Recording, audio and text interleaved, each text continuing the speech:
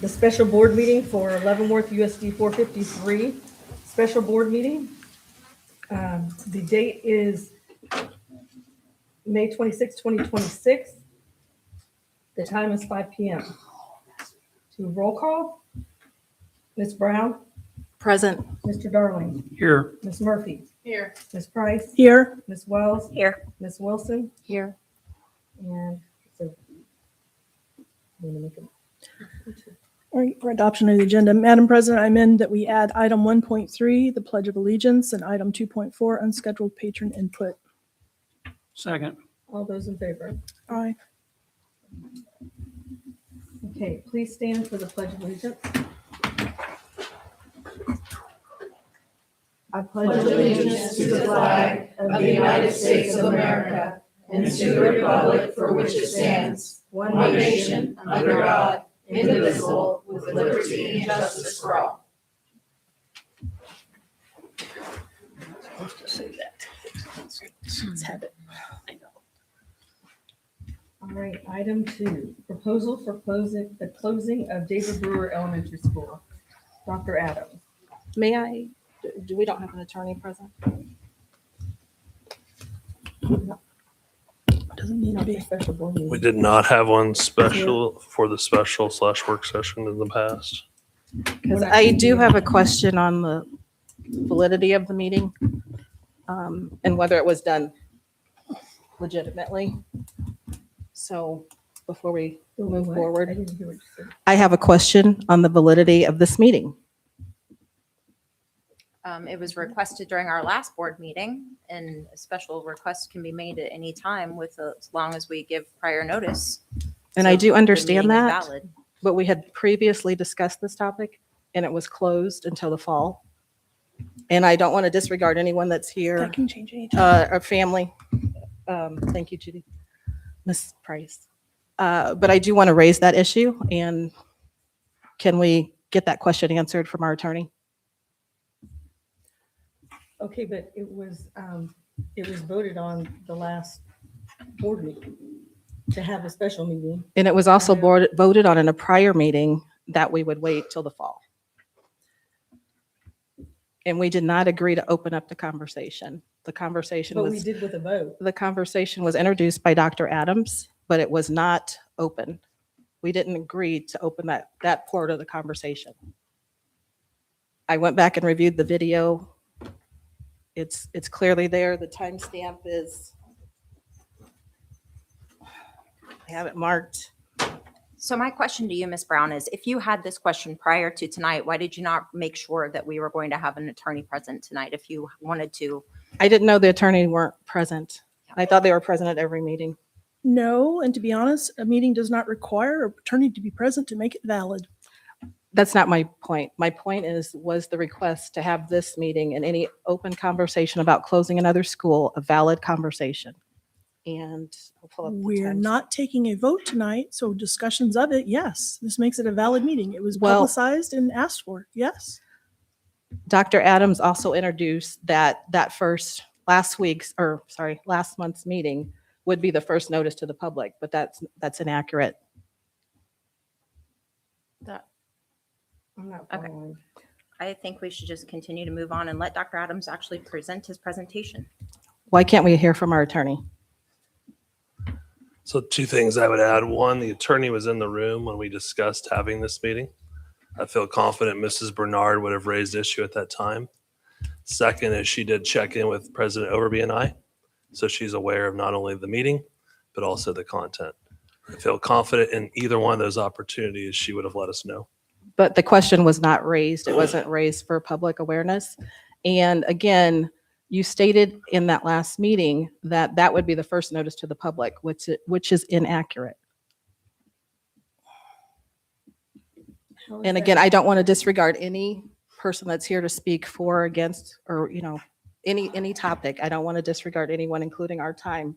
I value each and every one of you, but I want to make sure we're doing the right thing in order. I think the board can vote to have a discussion at any time, and we're not taking action this evening. This was a prior scheduled work session, So I guess I'm not following why this would not be a valid meeting. And again, I'm not disregarding, I'm just trying to find my timestamp, and I did hear your question, Karen.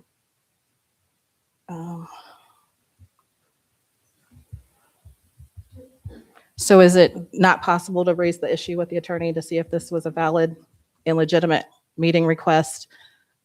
Because we had closed the issue, we had adjourned the meeting, and then it was brought up again And by that was Dr. the- Adams. You can And close an issue and open it again at any time. I don't understand why if you closed an issue, what, you're not allowed to revisit it? but we closed it till, we closed it till the fall, so we would get the results of what You it can was. reopen it at any time. That was in February. If I may, Ms. Brown. If I can just finish this one point, we'd closed the issue to reopen it in the fall.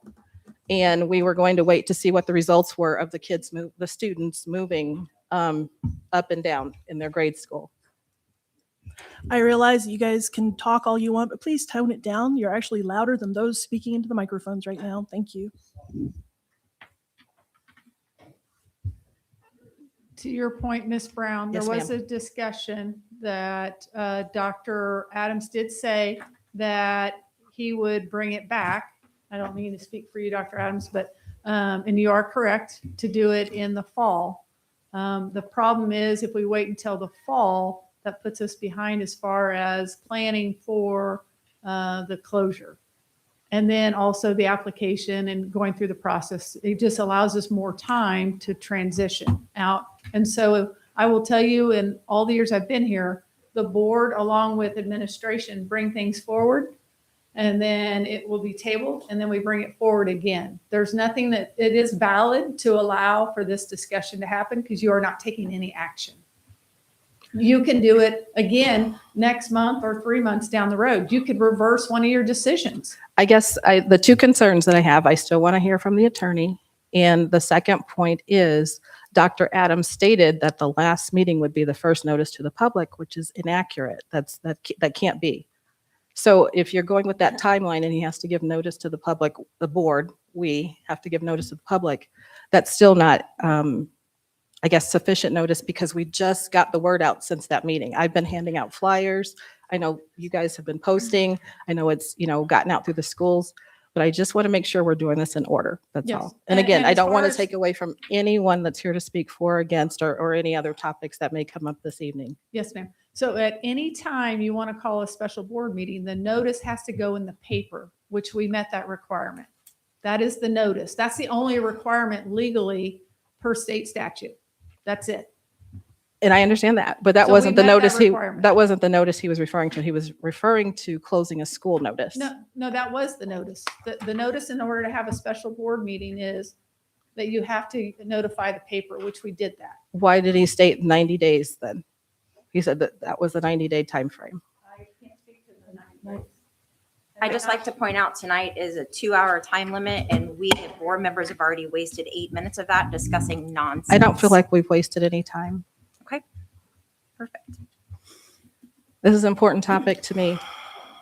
Well, let's let Dr. Adams go ahead with his presentation. And you're refusing to hear from the attorney. Is that what you're going on record with? I don't think there's any There's no need Need for to. it. No requirement. hear from the attorney. So, Ms. So yes. Overby? I'm going to hear from the attorney. We're going to go ahead. All right, Mr. Root, if we can go to the slideshow mode, please.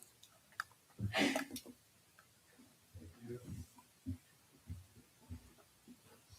All right. As you know, this has really been a several months long conversation now at this point. This does bring back to you a February recommendation. So for what it is worth, the content on the slides here tonight. May I just interject? I'm so sorry. If we do hear from the attorney that this wasn't done legitimately, what would happen in that case? Since there's no action being taken, it's just a discussion. There really Okay, isn't so anything we are to be going to worried ask the about. attorney. I need that on record. I don't want to be blown off. I need an answer. Or we don't have to go forward with the meeting. There's- You it's- can you can leave. definitely There's no excuse reason yourself, not to Ms. go Brown. forward Let with this the continue discussion. forward. Excuse You me. can Why do would that I at be any excused? time. Why would I be excused? Excuse me, Miss Brown, I am happy to reach out to our attorney. Thank you. And specifically, Yes, I have it on record. 'cause and I have this two, is- there's two questions. Yes, ma'am. Thank you. And please don't excuse me from any meeting. I plan to I'm attend. asking you to excuse yourself so that we can proceed. Not gonna forward happen. And do this. Then Okay, Thank you. perfect. Pardon me, Dr. Adams. All right, thank you. Thank you, sir. I think we would be remiss if we didn't harken back to our North Star. I recognize fully that this likely aligns with the middle column, but I'm going to tell you the decisions and the conversation touch all 5 of these focus areas. I think that the decision and the magnitude of what we're discussing has at least a touch point at each of these 5. Regardless of our level of efficiency, regardless of the financial decisions, it will have an impact on teaching and learning. I'm so glad to see some of our teachers here in the crowd tonight. It will absolutely have an impact on staffing and personnel. I'm going to show you the impacts it's already had. It definitely has family and community involvement. I want to say thank you to the folks that have come out here tonight from our community. And without a doubt, it has an impact on student engagement and support services. Just to quickly recap, this is a conversation that started in October. As you're well aware, we count kids in September, specifically in Kansas, September 20th. So give or take within those couple days after that, you know, as a district, what your next year's enrollment is going to be. Just a reminder, in Kansas, we use either the current year or the first prior fiscal year for purposes of the current finance formula. And then finally, a reminder, you are about to enter the final year of the current finance formula. So for what it's worth, you are in at least one more year under the current formulae. What I cannot tell you is where we go from here, but suffice it to say, something will be changing effective July 1st of 2027. All right, so as we frame what we're going to discuss here tonight, and then certainly on June 8th, which again, to harken back to the prior May board meeting, it is my recommendation that a decision be placed on the June 8th board meeting for this conversation. I don't think we should be asking, do we like this option? The reality is none of us like this.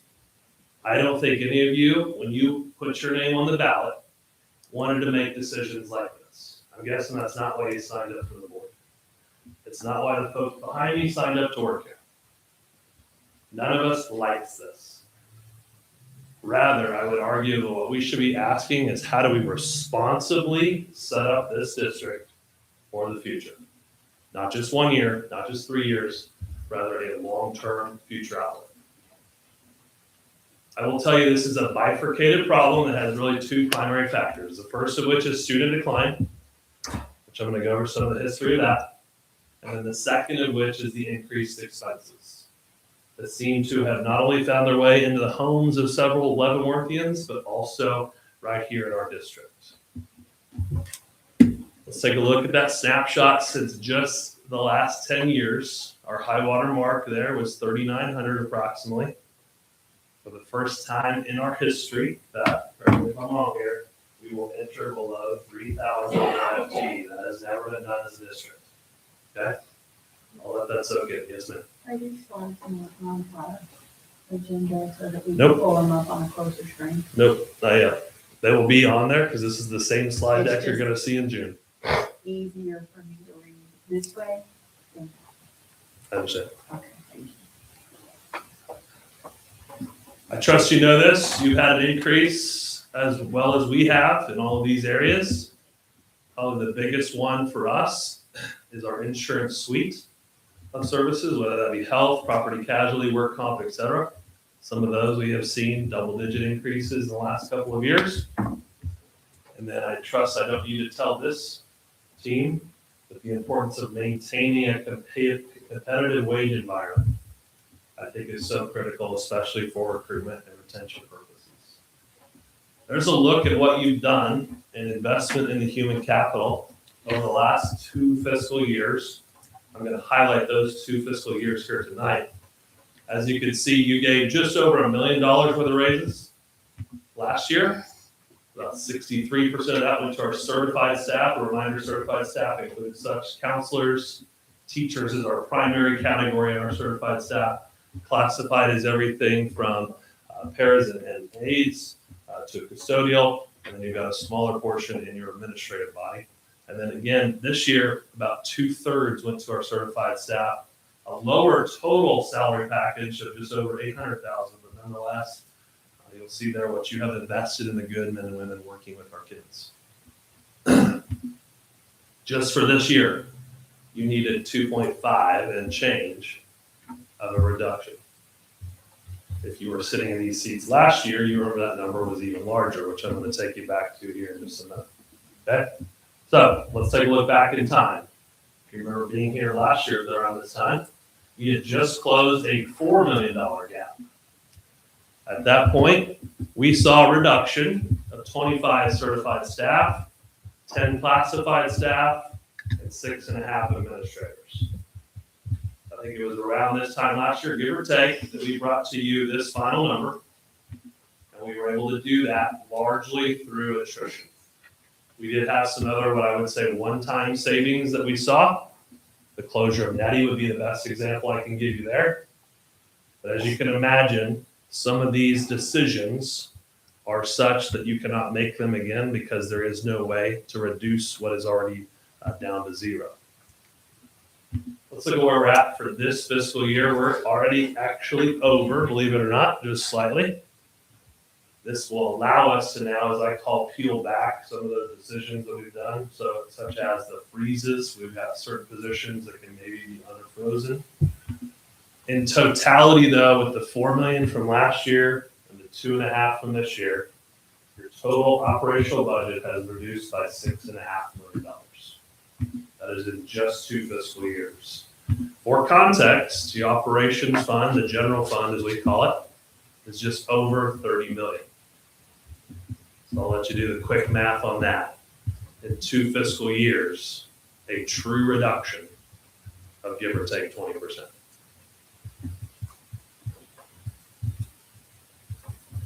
All right, now let's look at really the second reason why I'm here for this recommendation, that is our buildings capacities compared to current enrollment. These are enrollments, by the way, as of 9/20 of the fall. Okay, so realize they may have changed slightly. As you know, single high school town, 5A high school. Our middle school then is situated just below that, one of which campuses is now officially closed. It did have its last day of school just recently. And then, as you know, 3 elementaries currently. The current capacity of Henry, Anthony, and David Brewer all hovering around that give or take 50% threshold. Each elementary is give or take 600 students. Again, I'm rounding numbers here in its total capacity. And effective next year, those would be 1 through 5, with the decision made for the intermediate center. Let's look now then at how this converges with what we know about our enrollment. So you saw the historical perspective. We're already projected to be down 130 students for next year. This uses what I call the pure rollover methodology, in which we just basically take every second grader and assume they will become a third grader and stay with us. So we realize fully there's some transient nature to our student population.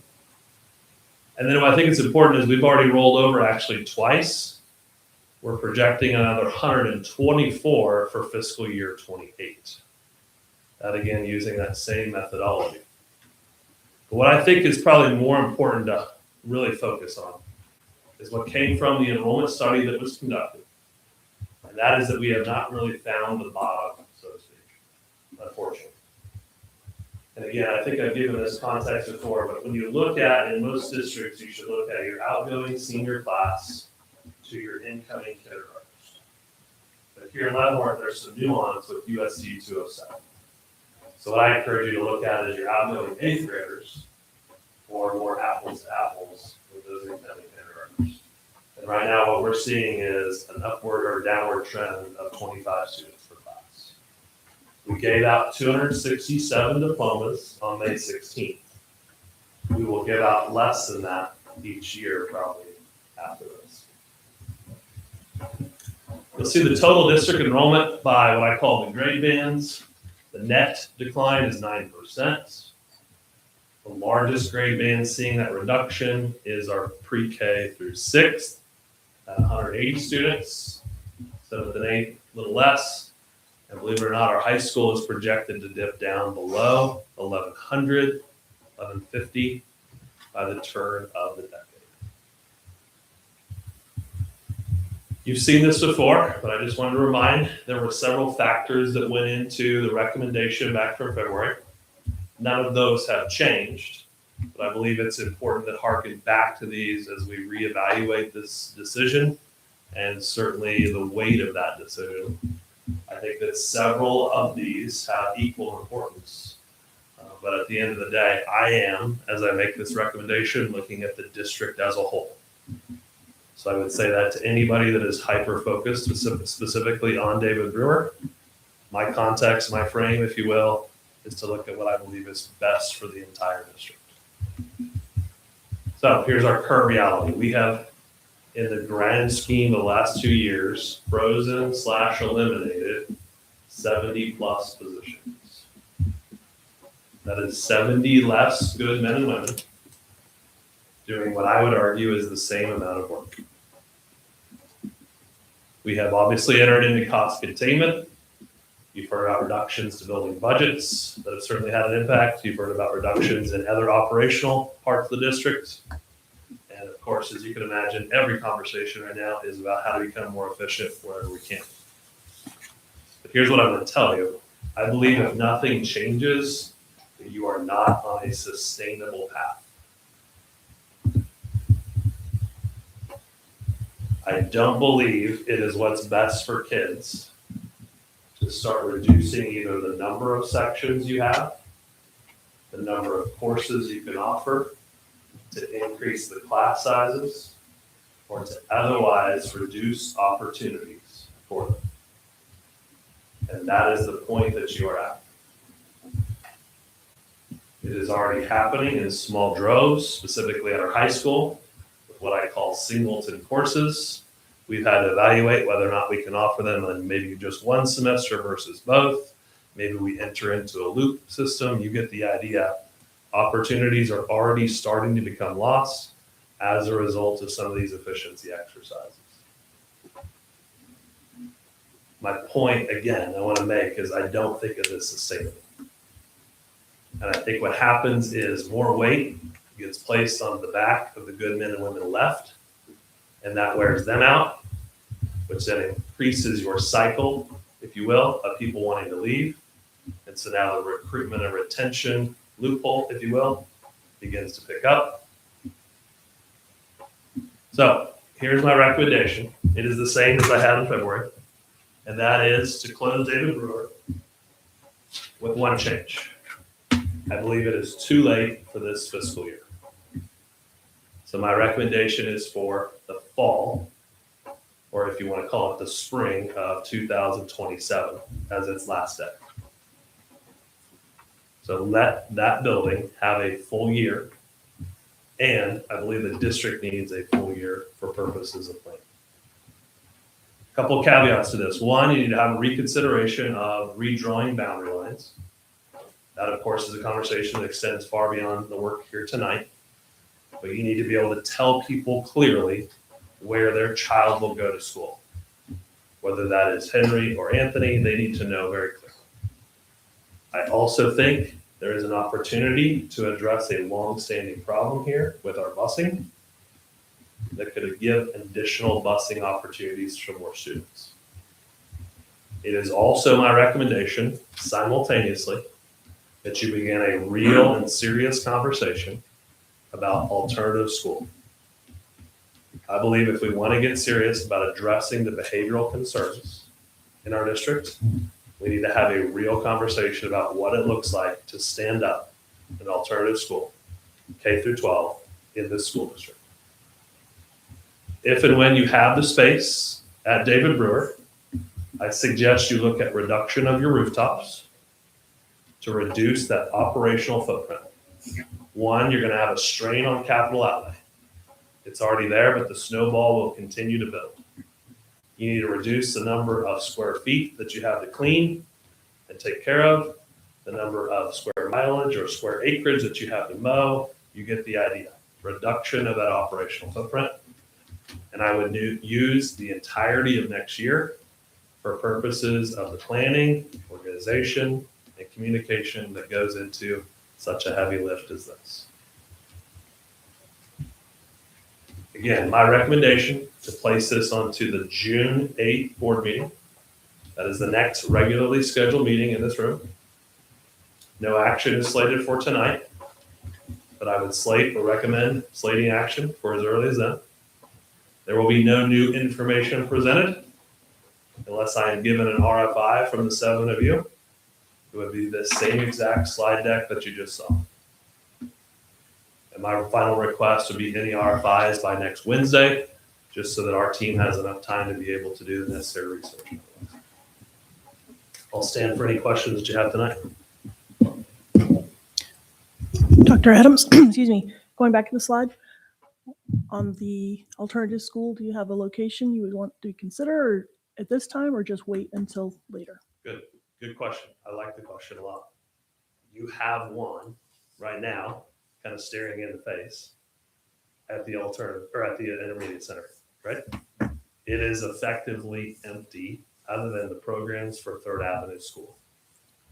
So I'm going to say that 35% of the building is being taken by that. You have operational efficiency already with food service. You have operational efficiency already with administration on site. Custodial, you get the idea, right? I'm not saying it's the only option. I'm just saying it is a viable option today. Thank you. Okay, I have a couple of questions. This board already voted to move the district office into the IC. That is accurate. And we are looking at a possibility of approximately 130 to 150 students to attend the alternative center, even though we don't necessarily know exactly what qualifies the student to be put into an alternative setting. That was just a ballpark figure. I think we talked. Yep, I've used the 5% rule in the past. You remember that? Yep. So about 130, 150 students. How much space would that 130 to 150 students take? Would they be able to utilize the upstairs for the district? Utilize the downstairs for their district office and conference spaces? Good questions. I don't know if I have a classroom count exactly for you, but you can use the Third Avenue program as an example. So Dr. Barble, how many students do we have over there? Approximately 30 students. Okay, and using how many classrooms? They're currently using 5 learning spaces, but we'll be expanding and adding an additional 3 based on student needs and size. So I will tell you my initial planning, it was 15 classrooms, so nearly what I expected her to say. Give or take, I think you need between 15 to 18 classrooms total. Okay? Or 15, 18 for the Third Avenue students? Or For the alternative. alternative? The thing to remember in an alternative school, to be effective, you cannot put 20 kids in a classroom. I'm just going to tell you that right now. It will not stand up and do well. So that traditional classroom that we're used to where we see 18, 20, 22 kids, that number needs to be halved, if not more, in order to be effective in an alternative setting. So you're going to use more space per child. And how many classrooms do we have upstairs? Oh gosh, I don't have that number. Kyle? While he's looking that up, how many empty classrooms do we have after adding 5th grade back into the elementary schools? Leaving it currently as it is. Sure, yep, I'll have Amy work on that for you. Maybe you have the stars, map, whatever, right? My question is, 1 second. Yep. Can someone be recording the questions? That way if we can't answer tonight, Kathy, please, thank you. assuming that we create the alternative school plan, how effectively do you think we're going to be able to hire the staff that's necessary to make that program run efficiently? I love this question. This is to my educators in the room. Not every educator is made to be an alternative center educator. Okay, and I say that with all due respect. Okay. So these are sometimes unicorn educators, and I mean that with all due respect. And you're saying we need 15 of them. Yep. So you may have to stand this up over a period of a couple of years. You may not be able to go live at every single grade band all at once. You with me? You may only be able to do elementary as an example, because that's what you can appropriately staff and that's what you're ready to stand up at that time. And then what kind of licensure do we need separate? Is there separate licensure for an alternative school setting Sure. than a traditional classroom setting? Yep, so we were probably gonna allow K6s, any K9s that were still out there, right? Okay, so you've got the elementary, what I call generalist. Any K9s out there? Yeah, K9s, those are the old ones. And then K6 allows you to have any Call ourselves. more seasoned, yes.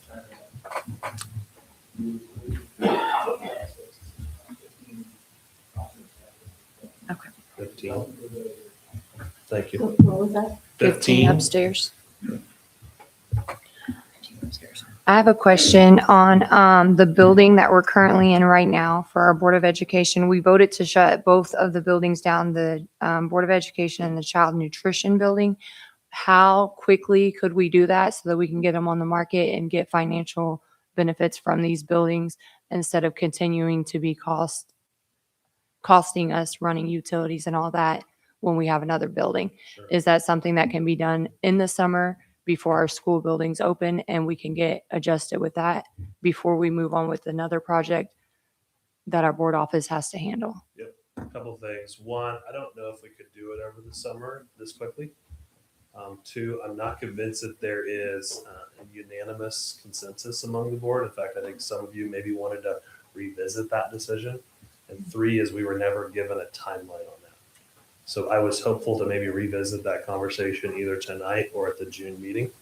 But it is my understanding is we maybe are ready to walk that back in some regard.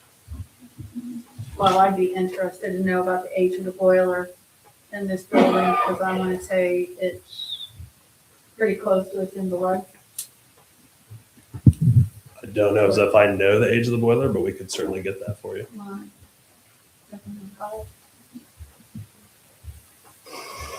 Do we want to move to schedule patron input and then circle back around for our discussion? Sure. I still have a few more questions first before we do that. I'm still waiting for some answers from mine, so go ahead and ask your question.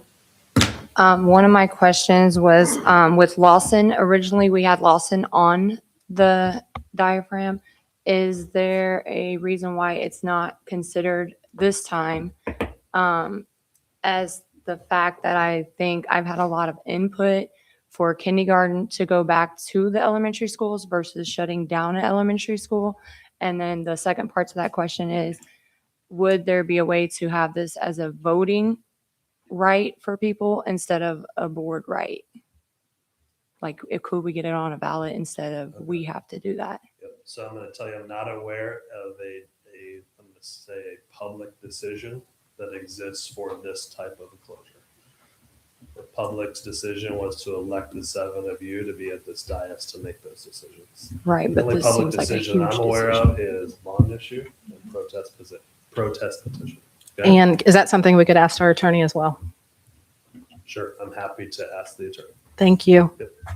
Okay, so to the first question, it was my recommendation, to be very clear, to nix the Lawson recommendation from that initial set. I think we started that maybe in January. If you recall, it was one of the 8 or 10 broader options. Okay, here is my why. One, you invested heavily in early childhood in this district, beginning with the latest bond issue. 2, that building is specifically designed for our earliest learners. So it doesn't conform easily as, say, the elementaries do. And 3 is we have had feedback that says we do want to keep Lawson. So you probably have that conflicting feedback, but there has been some that are advocates for Lawson. So I would say that is not necessarily a unanimous opinion. I think that we as a district with our declining enrollment need to look at in the future as enrollment continues to decline, having to move pre-KK back as well as all of the other adjustments that we're doing. I'm fearful that they can that our district is going to continue to decline in such a fashion that it's going to warrant that in the future as well. Sure. And then Then the you're saying building that- won't be full anyways. That's go ahead. We can come back to more RFIs. Again, I wasn't going to try to answer every one of them from the podium tonight. But if I can get as many of them tonight, that allows our team more time to start looking into the age of the boiler and anything else. Sound good? I was just gonna suggest we go on to our next agenda item, because Yep. after that, we come back to discussion again. So My only other question real quick is, can we get it back? Can we get Lawson back on the topic instead of just removing it completely? While we're working on that? I would say if it's the consensus of the board, yes. Okay.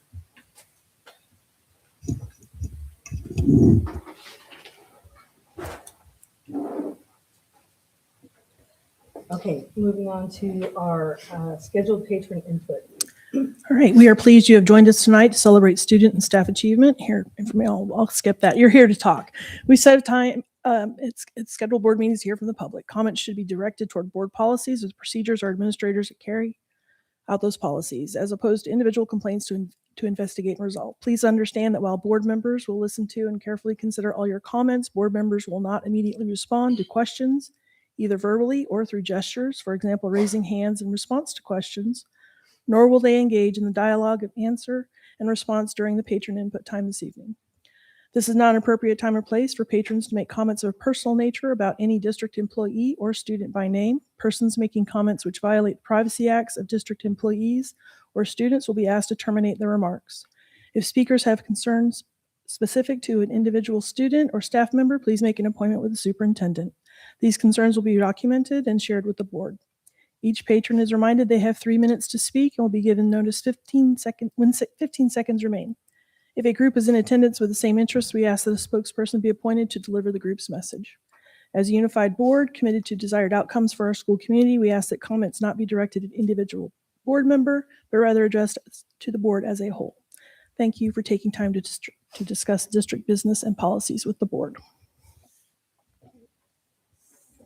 Our first speaker is Ms. Daphne Atwell.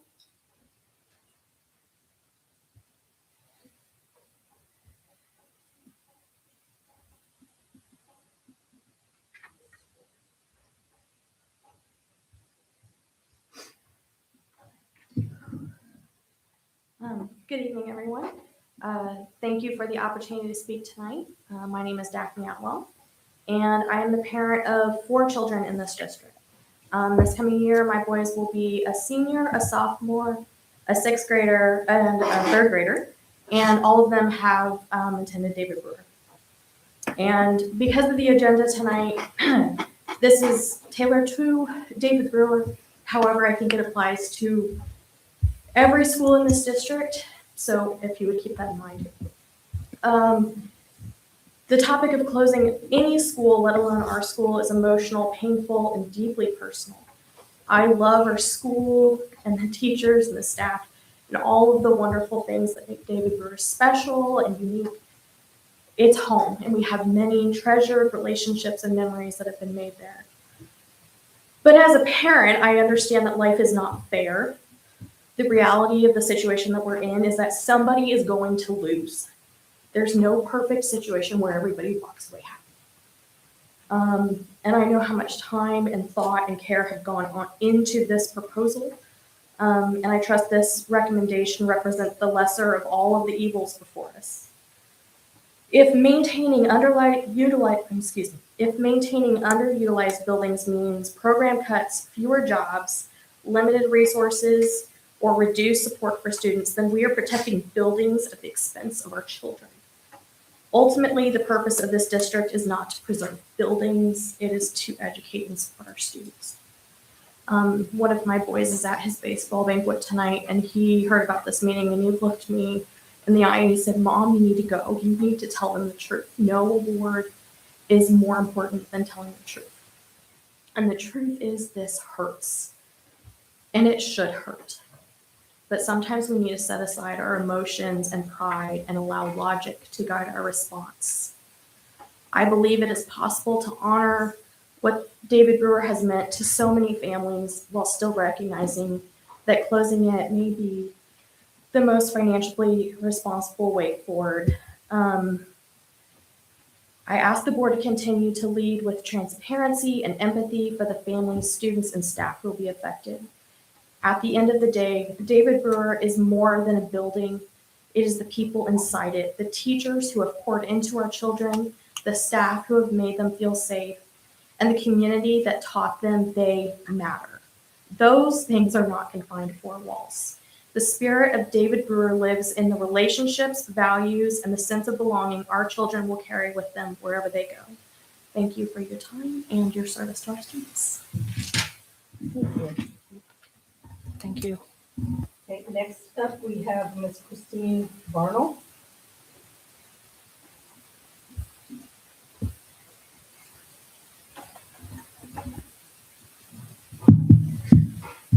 Good evening, all, and thank you to all board members present as well as the superintendent for bringing information to all of us.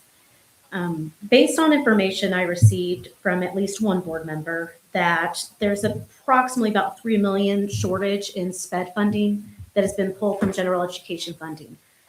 I foresee, given what I saw on Teacher Appreciation Week from the U.S. Department of Education, that continuing to be an issue for both state and federal funding. So this is just an open reminder that we all should be involved in speaking up for our students. Now, past that, obviously being a November issue, in my perfect world, yes, David Brewer would not be on the chopping block, and instead Earl Lawson would, thinking just in the sense of commercial development where it's placed 4th and 5th Street, just having more viable options for what that could turn into for the community as a whole as well. But I also have some side thoughts I wanted to bring up regarding particularly pre-K and K. I feel it might be beneficial to have those return to the elementary buildings, even if David Brewer ends up being closed, because as we all know, that enrollment's going down. But also, I feel like having 4th and 5th graders being mentors to pre-K and K, helping teach with math skills, reading skills, that could actually create an intervention-based program where students are involved and enrolled in that work and not just teachers, and giving them that voice and choice. I know that this district is proposing and looking into visible learning, that idea of student-driven learning. And I feel by putting pre-K and K back together with older students, you would have an easier opportunity of that idea that you can have those older students becoming mentors while also improving their own skills, because if you can teach it, you'll know it. So I feel like that would provide a benefit with data. I've seen that at work, even at the middle school level, seeing growth of 2 to 3 grade levels in students' gaps of learning when they have student support in addition to teacher support from people that they respect, particularly older mentors. So I just wanted to bring up that idea that I am indeed on the side of pre-K and K going back for that reason, not so much as the idea of, I get the idea of the specialness that can come from having a separate space for them. But as was brought up, the long-term viability of that, most districts are closing their early childhood centers, and that is unfortunate. But I want us to think of possible ideas to bring up in future meetings, whether it be committee. I'm happy to be a part of that. I'm a good note taker. Hi. But to be able to think about those ideas of how our older students can be more involved with our younger students and make those connections so we can help address those issues and gaps. Thank you. Thank you. Thank you. Thank you. Next, we have Ms. Chelsea Maupin.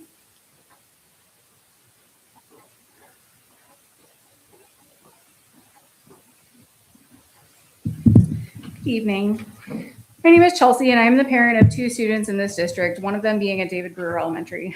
I'm not here to argue that difficult financial decisions don't need to be made, and nobody in this community is pretending money is not a problem. Families are struggling financially, staff are struggling financially, districts everywhere are facing difficult budget realities. The issue is not that difficult decisions need to happen. The issue is how these decisions are being handled. Just 3 months ago, this board approved a major restructuring plan. Before those changes have even had the chance to take effect, we're already being asked to consider another major restructuring decision. So I have to ask, what has changed so dramatically in the last few months that another major restructuring vote is being accelerated from October to June? and why the urgency now when the superintendent pushing for it will be leaving in the district in 5 weeks. These decisions affect children, families, teachers, and entire neighborhoods for years to come. They deserve thoughtful planning, transparency, communication, and genuine community engagement. Before discussing the closure of another school, this board should first ask why so many talented educators and staff members no longer see a future here. Schools do not succeed because of buildings, they succeed because of people. They succeed because of the teachers, administrators, paraprofessionals, support staff, and every single person who shows up each day to support the students in these buildings. When those people keep walking away, it's not bad luck, and it's definitely not a coincidence. It's a warning sign, and it deserves just as much attention, if not more, as any budgets sitting in front of everyone this evening. Since communication has been a recurring theme throughout these discussions, I want to address that directly.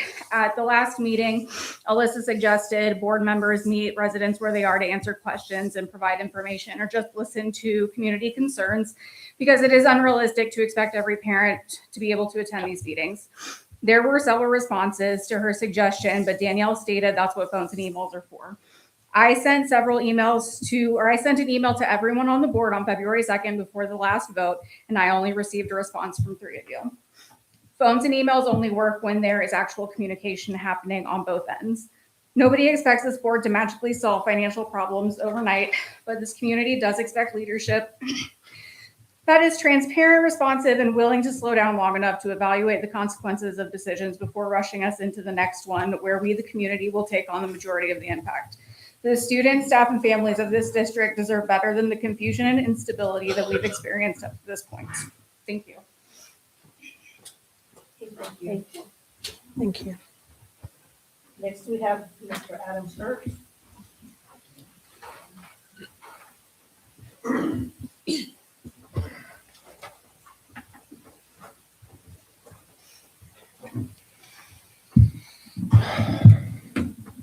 Good evening. Thank you for letting me speak tonight. Before you vote on closing another school, I want to urge the district to make one important step. Commission an independent performance audit. We already complete a financial audit every year, but that only tells us whether dollars were spent correctly. A performance audit tells us whether they are spent effectively.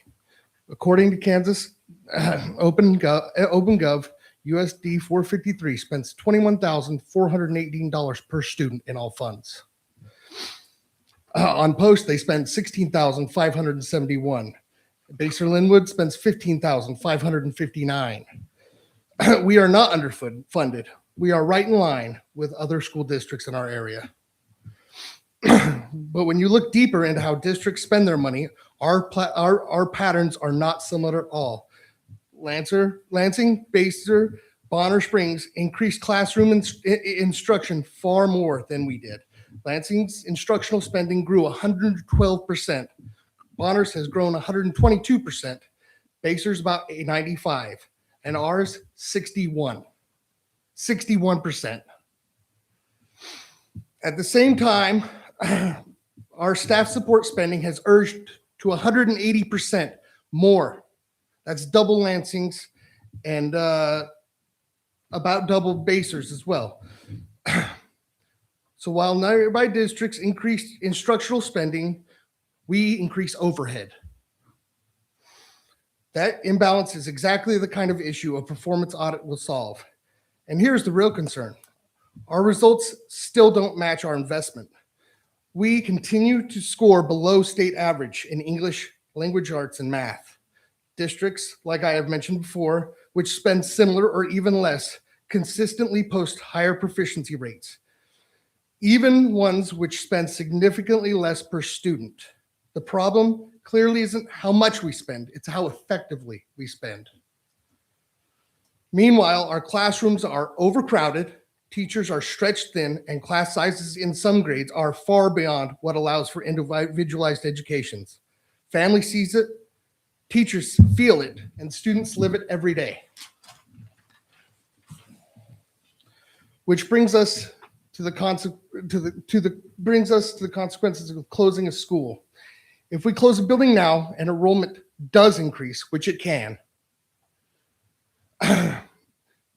what happens then? We'll have rising student numbers, but fewer classrooms. Reopening or replacing a closed school is extremely difficult. We need to know what's working, what isn't, before making any irreversible decisions. That, as Mr. Darling states, is just kicking a can down the road. Thank you. Thank you.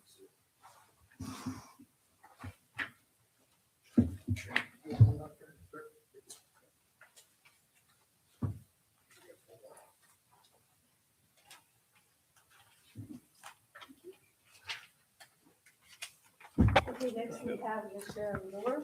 Thank you, sir.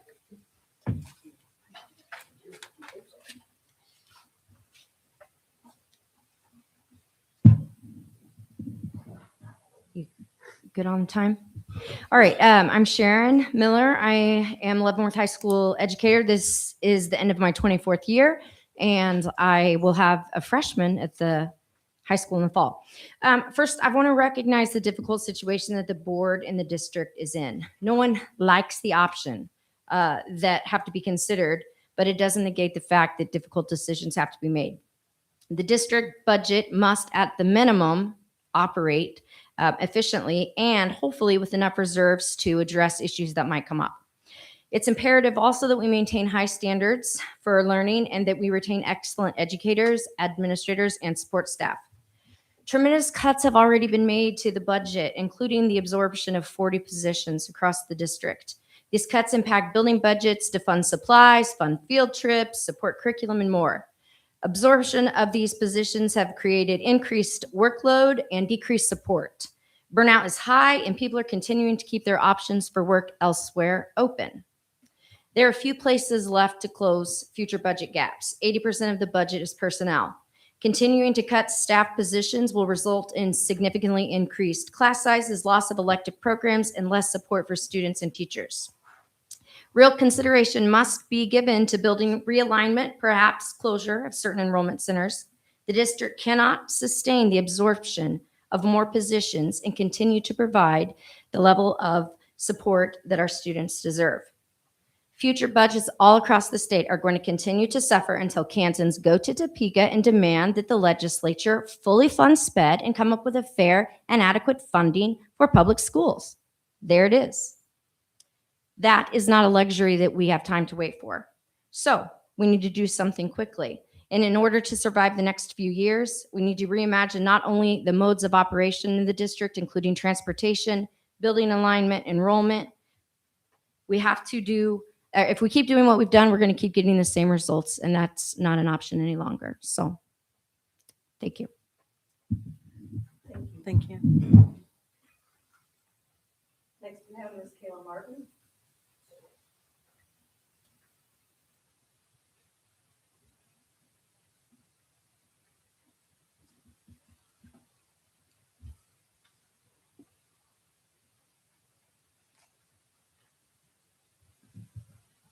My name is Kayla Martin. I want to thank you for your time. I apologize. Some of my things, it seems like some of the agenda has been reverted, such as the vacant building. So it does show that, but I apologize. I know that's not the case possibly. I'm here because I strongly oppose the proposal of closing one of our elementary schools, especially when we have not considered an alternative school. Our community has just recently experienced the closure of our intermediate school. We have not witnessed the result behaviorally of this decision, and it will take more than a year, I assume, for that to show. There are 2 buildings that have not been sold yet, meaning the district has not fully or properly evaluated the financial impact of selling these 2 buildings before shutting down another school or doing something with these buildings. Before the district even considers closing an elementary school, our community deserves to see the result of the previous decisions. We shouldn't continue reducing educational opportunities for our children while unsold district properties remain vacant. Elementary schools are not just buildings. They are the foundation of every child's educational experience. It's where they first learn confidence, friendship, and belonging. When schools become more crowded with a larger amount of students, those things become harder to occur and protect. One of the biggest concerns I have is the likely increase in behavioral issues and bullying. Students who once felt safe and comfortable can begin to be overlooked. If we are honest, that is already occurring in our schools. Teachers and staff inevitably will not be able to provide the same individualized attention and help. Schools with a larger amount of students often experience more discipline problems, peer conflict, and more bullying. Don't we have enough of that? This is already a larger issue in our school district than anyone wants to admit. Is the budget really worth worsening the very reason many parents are home, online schooling, or switching them to Lansing? We have children suffering within our school district currently due to the lack of focus and enforcement of policies or lack of policies altogether. I asked the school board to focus on selling the 2 vacant buildings first, or to look at what they're going to do with them, including an alternative school. I also asked if it's considered to close another school, that the board explain to our community how this is helping our students, specifically with bullying and behavioral issues. Thank you for your time. Thank you. Okay, thank you. Okay, moving on to item 2.3, board member discussion. I can go ahead and open this. Why is this up for a vote in June? Or why I will take responsibility for some of that. In February, we made some decisions that solved our budget problem for the next year. However, the same problems are there. Everything comes back the following year. And there was some appetite after the February decision to get this back on the agenda as soon as possible. I was in favor of changing the vote to June because we are in a period of a lot of change with our outgoing superintendent. We have an interim superintendent, and we're going to be hiring a new superintendent. Part of our job as a board is to provide clear guidance and a target of where we're going.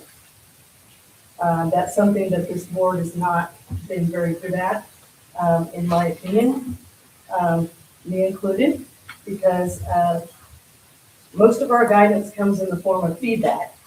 And 9 times out of 10, that feedback is, you're not doing it right. Here we have an opportunity to rip the Band-Aid off, make a really hard decision, and clearly communicate our intent so that we've got a solid plan going forward for the next year. Also, I see this as,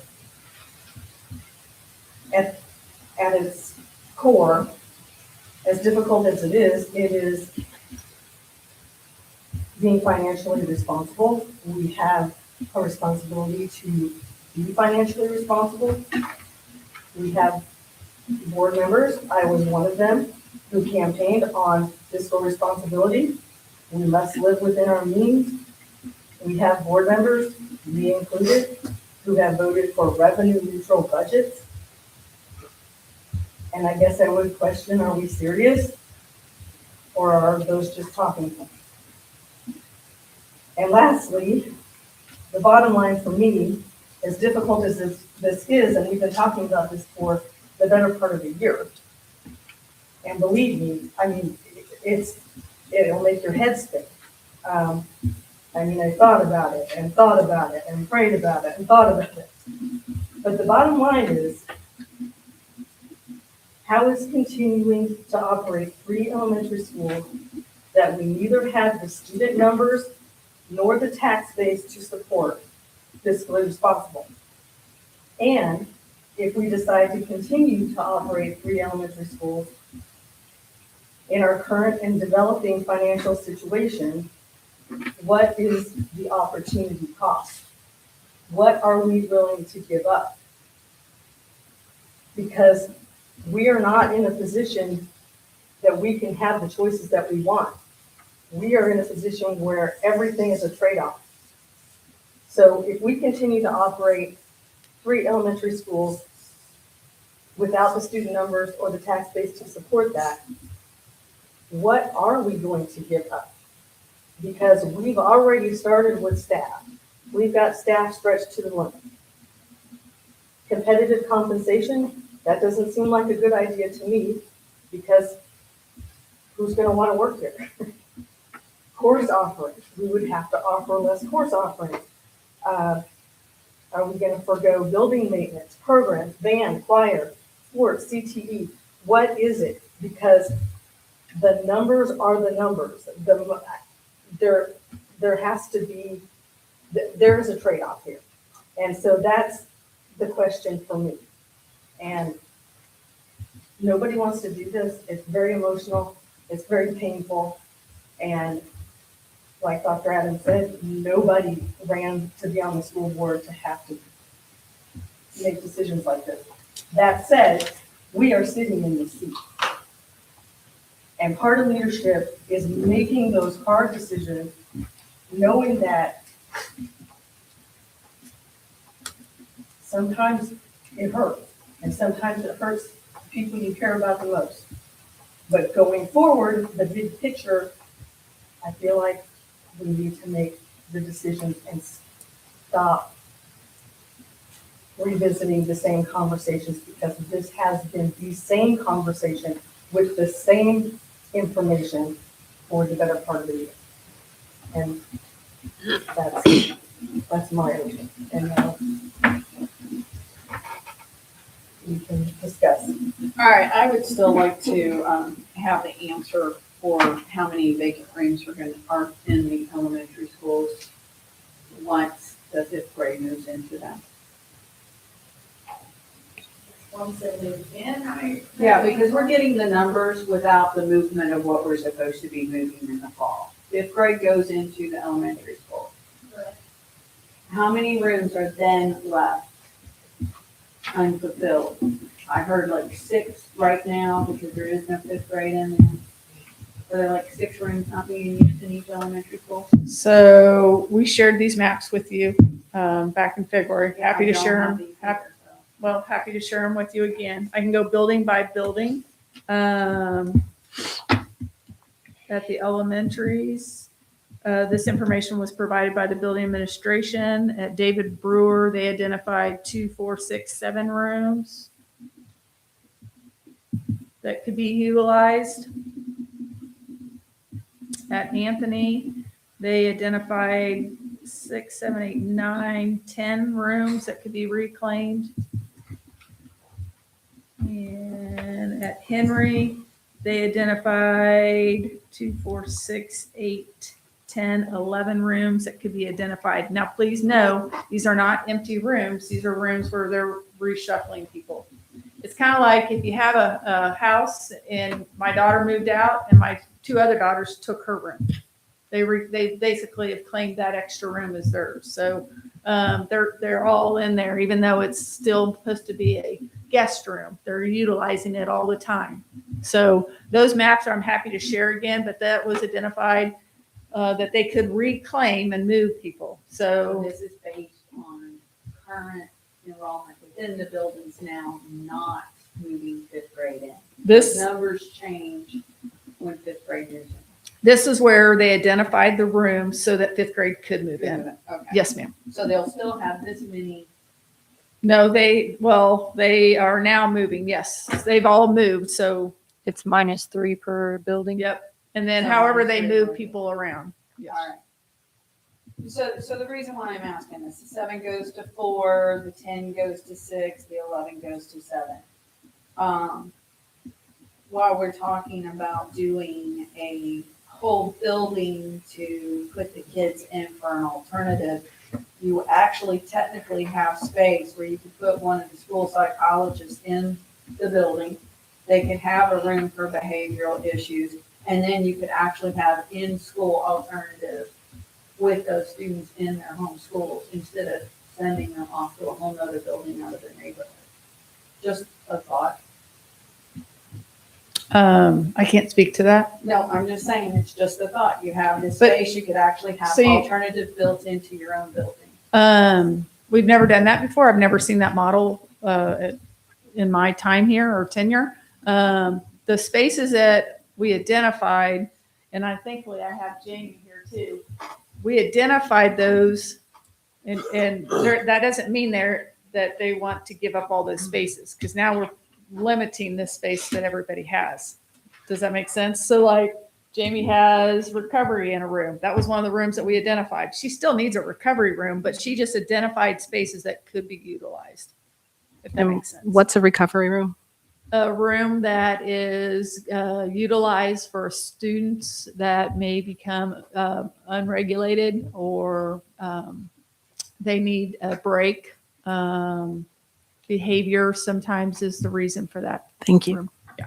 And I Most believe of the Rebecca time. wants to- Yeah. Mhm.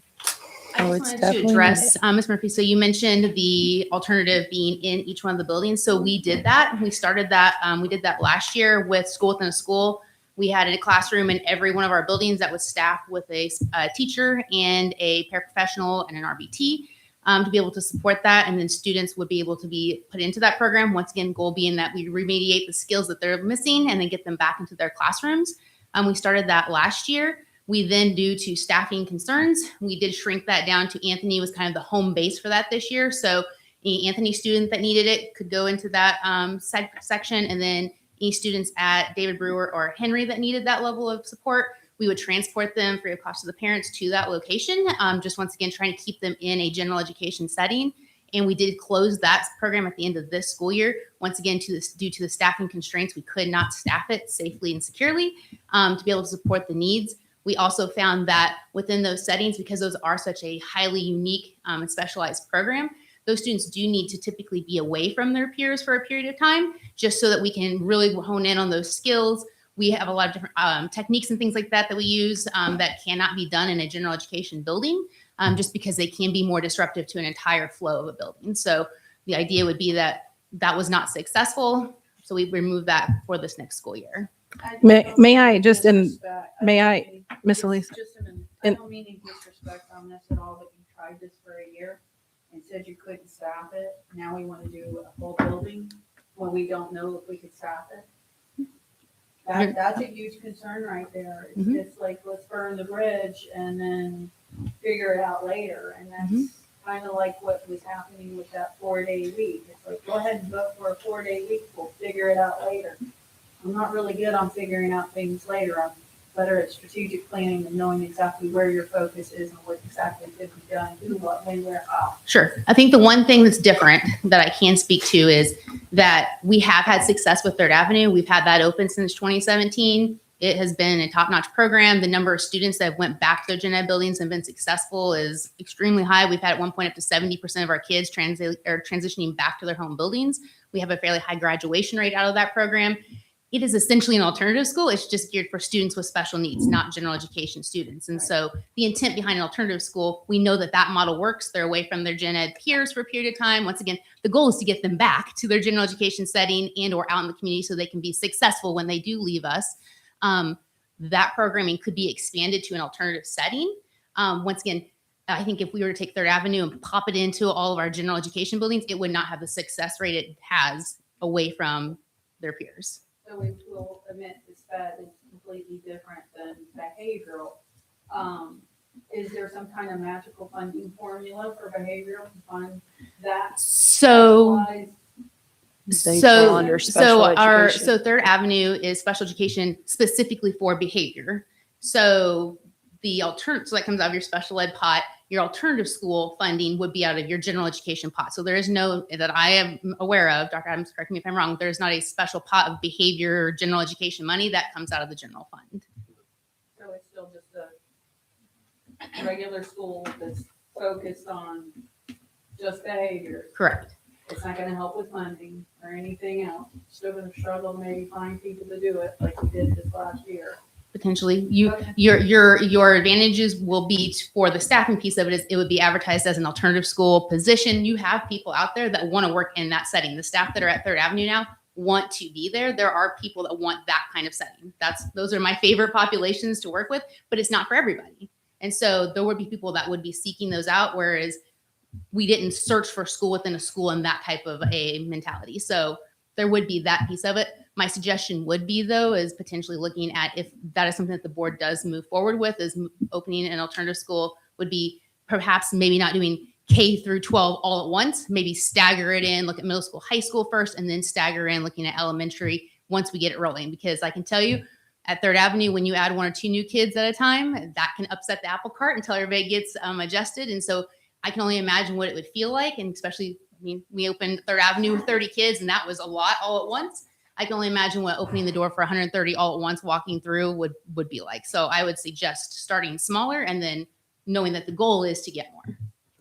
And I got a question on Third Avenue. Do we have a huge parenting presence in that program?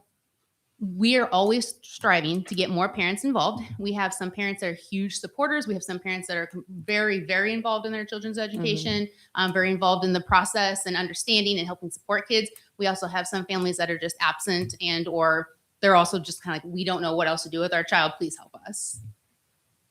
What do you think the alternative parenting would be like for that school? So my suggestion would be is with parenting would be helping most of our families that have students that would be in that type of a setting, Third Avenue, they're also struggling at home. The kids aren't just magically okay in that setting. And so I would be really trying to push for parent education on how to help support their kiddos at home, help support kids in the community, et cetera, help give them parenting skills and strategies so that they can be successful, which then would ultimately help us in our school setting as well. If you could please go back to your comments. I think you were saying that you didn't have enough funding for the teachers to stay in that program or teaching the kids in a kind of an alternative school within a school. So it wasn't the funding as much. It's a savings for us because we're closed. We have eliminated that program this upcoming year. It's not much. But the reason why we had to eliminate it was because of the sheer staffing. We were not able to staff it at a level of the needs for the students. And that was based on behaviors. The staffing, is that what you're asking? Correct. Yeah. So the amount of staff that we would need to safely support the number of students that we would have in a classroom was not able to be obtained. So we either had high turnover and or staff that we could not secure in the first place to get it up and continuing on. So we would have a sub in that classroom. We would have a paraprofessional or a general ed aide, like I said, an RBT. But due to the sheer turnover of those programs, we had to close those programs multiple times throughout the school year just because we 2 people call in, there's nobody to staff it. So then we'd have to close that program down. So based on those patterns, we did go ahead and RBT? Registered behavior technician. Thank you. Yep. And that's been since I've been on the board because I don't remember those conversations. About the school within school closing. Yes. And that was in our board FYI. I can't hear. What was it? It was in the board FYI that would have done. So we had a program at Warren Middle School that served intermediate middle. We had to close that starting 4th quarter. So there's no conversation. Just it was closed due to not being able to staff it. Correct. I got you. Yep. I did read that. Yep. So that's where those came from. If I couldn't staff, because I don't want to give the impression that we closed it. Oh yeah. No, we made the decision to close it because we did not have the staff to support the students. Thank you. Thank you.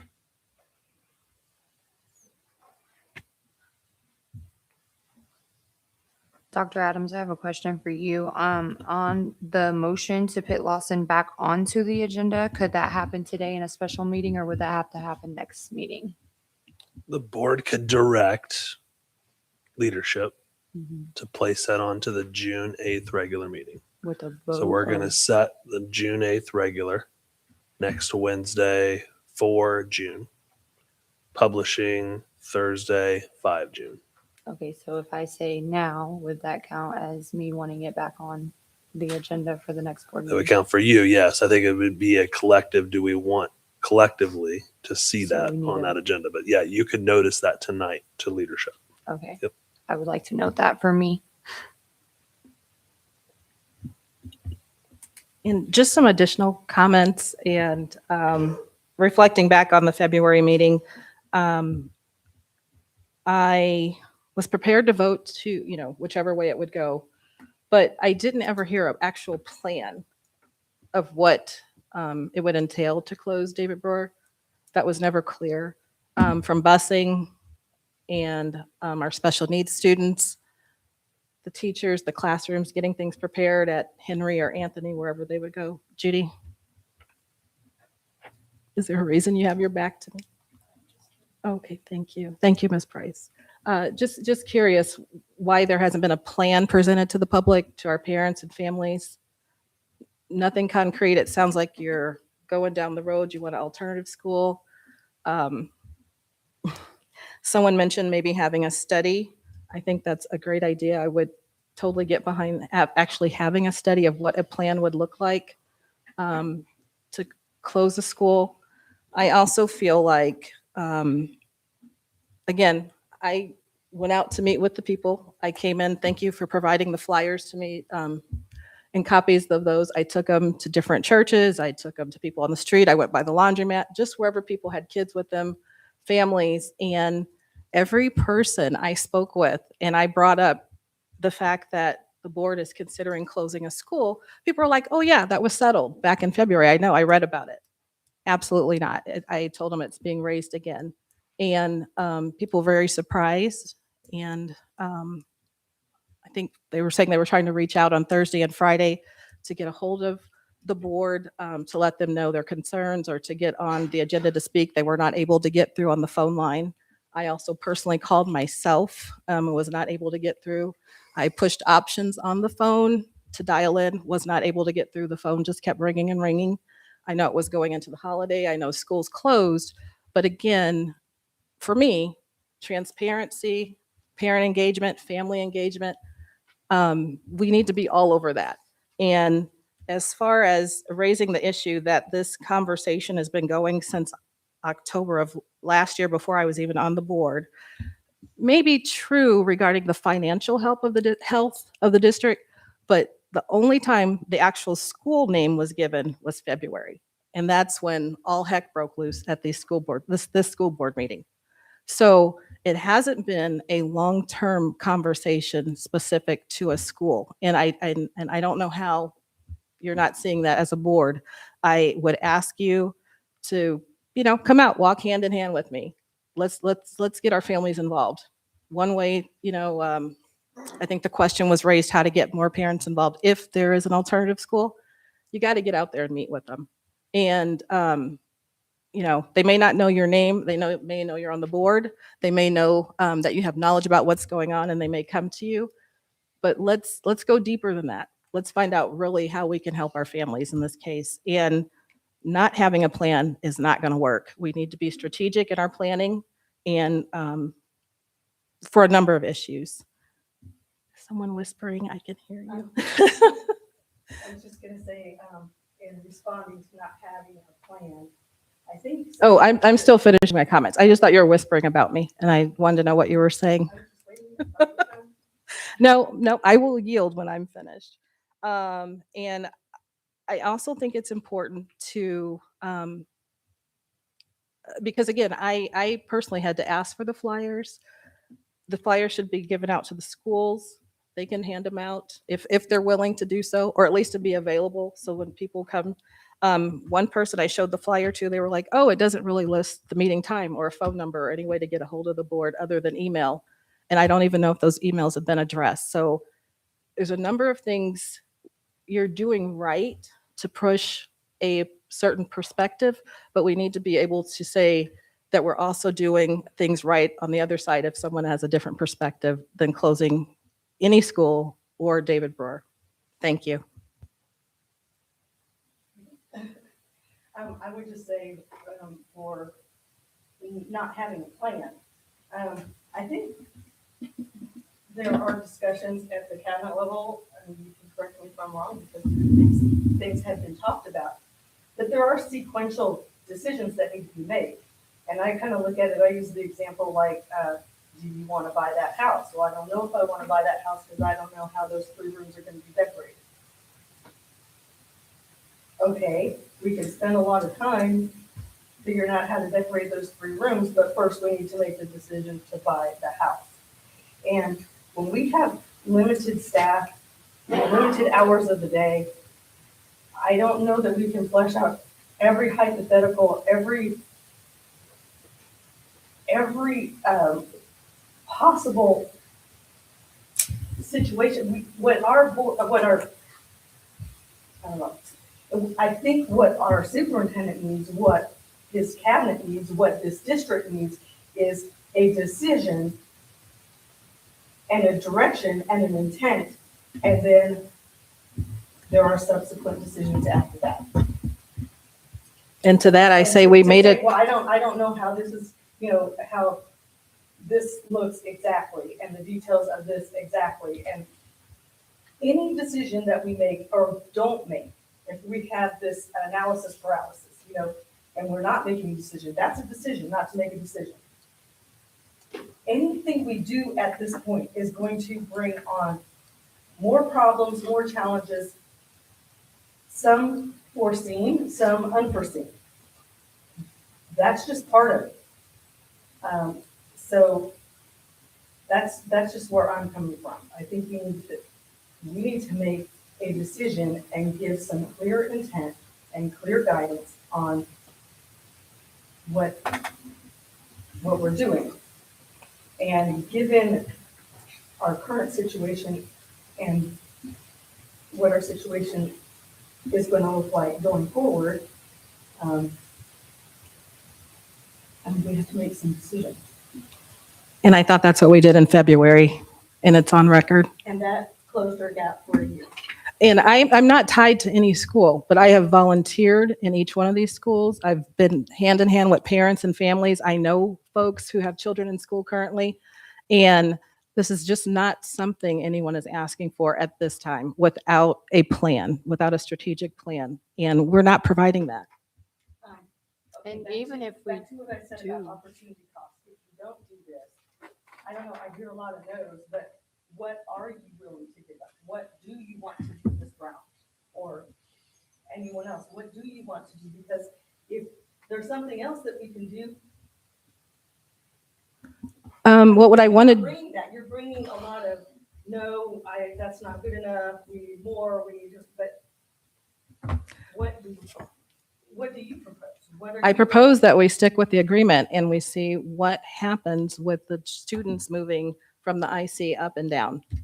That's what we agreed to do. and selling the two buildings because we agreed to close them and we've yet to do that. So we're not keeping our end of the deal that we've made to the community, following out the whole entire, what we've said needs to be done is not being done. And then we're asking for more, or not even asking, we're telling them we're going to do more. And that's the way it's going to be. So would you rather just leave it on the table and? No, a building needs closed. We know that. But we're gonna be back here looking at Lawson next year because we're declining and we're not gonna have enough students in that building to maintain that building later. The building is great. We have done a lot of work to it. So to be honest, it's worth more money than any of the other ones if we're looking at a financial part of it. But for us to do this now after we don't get what it looks like for next year's students to be in the classroom, the teachers to be in the classroom, and what that engagement really, really looks like, and closing our other two buildings that we've already said we're going to close or revisit or whatever that looks like, because it's still left on the table apparently too, even though it was voted on. That is, we're moving ahead of ourselves before these other things need done. The attention needs to go towards these things that we've already set to be done. They're action items that need to be carried out because they've already been, that's what was already voted for. And we're not doing that and seeing the progress from that before we move on to the next thing. Do we need to close the building? I'm sure we do. If we're declining and declining and declining, we absolutely will. But is it the elementary, one of the three elementary, going to be the best option versus the Lawson, and the Lawson still be declining and declining, and we have to wind up selling it anyways? I mean, there's lots of autistic buildings that, programs that are going in. The building is set up for that. Some of our stuff maybe we can take and put into our other elementary schools. I don't know what all that looks like because, again, that's getting ahead of, still, what we're doing. But like, there is options that do need to be evaluated. May I ask for some clarification? We had our audit with the survey for the population. When did that lady do the presentation? Was that December or January where she gave where the It- enrollments were? Oh, gonna enrollment, decline? the enrollment projection. Yes. Yeah, if I recall, it was a special meeting in January. So it was, okay, I was just looking Yeah. in the wrong place in January. And Excuse me, I think it was like late January 27th please or something. correct me if I'm wrong, but didn't she say during her projections where all this declining is happening right now, that in about 5 years, we were still anticipated to go back up? You don't go back up, but you finally find the bottom of the decrease. And then she said it would start increasing Yeah, again. She that did is say that. that is of course like notwithstanding all the other factors, but it is basically through the decade that you will continue to decline before you call like we find the floor. Right, which the floor is supposed to be found between 2030 and 2031. Correct. That is accurate. Which is 4 to 5 years from now. Yep. So it starts going up again, not in a huge amount, but then again, I've asked, we'd be looking at needing another school another 5 years after that. Where would we put it? What kind of bond is that gonna look like? Because I'm pretty sure everybody's gonna be really weary having all these bonds, a vote for a bond, 40 million, we're gonna build all this to, and Karen, I hate to do this, pull the Band-Aid off and make a decision. All Band-Aid wounds don't require an amputation. We've already committed a couple of amputations in this district right now. I think there's other ways to plan this around. I just think the timing's kind of ironic with a couple other meetings that I know are happening in the beginning of June. And I do feel like that we made the decision as a board to sit here after moving the kids into their other home buildings, that we would revisit this in October. And it just really seems ironic to have this big push to do it now. They'll still have time to plan. I mean, they were going to plan very quickly on how to do a 4-day without giving us a plan. So I'm sure the plans could still be done. I mean, I think the audit, I think the performance audit would be very helpful too. If we're gonna do a projection audit on populations, I know we have our finance audits, which are usually always squared away with all their disclaimers and everything, but a performance audit would be credible. I think we as a board need to really make sure that we are not taking up staff time, dollars that can be used for things that have already been provided that are not going to continue to deplete the budget. I personally, after the February meeting, immediately went to Dr. Adams and asked him how quickly we could discuss closing a building again, because I feared, I didn't realize it was going to be as painful as it currently is, but that this opening the wound again was going to be as painful to our community as it is. I never once felt like this issue was resolved. I feel like it's just been slowly bleeding and now we've gashed it open. But we need to make this decision. And it's not that it has been put to rest. I don't think that there is ever an easy decision when it comes to this. We all know that. And I personally think we need to close an elementary and a Lawson, not one or the other. I think it all needs to go. Maybe not now, but we need to be looking forward to the future for that. 5 years from now, we have no idea who's going to be having kids. My kids aren't having kids. I'm sure other people's kids aren't having kids. I do not foresee our population as a whole nationwide increasing. Definitely not in Kansas with the way that our politics are. Nobody wants to live here.